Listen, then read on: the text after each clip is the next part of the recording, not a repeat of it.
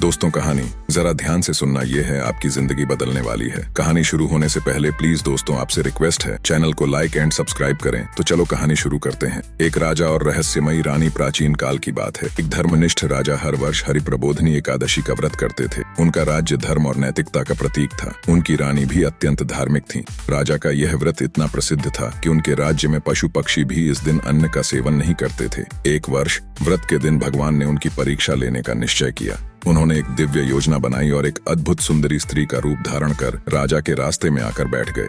जब राजा अपने घोड़े पर यात्रा कर रहे थे, उन्होंने उस स्त्री को देखा।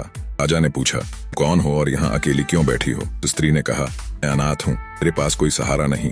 राजा ने उसे अपनाने का वचन दिया। स्त्री ने कहा, मैं तुम्हारे महल में चलूंगी, लेकिन मेरी एक शर्त है, मैं कहूँ तुम्हें वही करना होगा। राजा ने सहर्ष शर्त स्वीकार कर ली। पहुंचने के बाद कुछ दिन सामान्य बीते।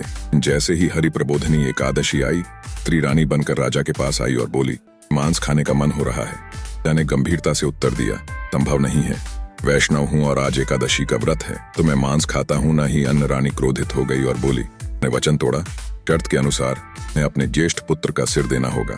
सुनकर राजा स्तब्ध रह गए, के नेत्रों में आंसू आ गए।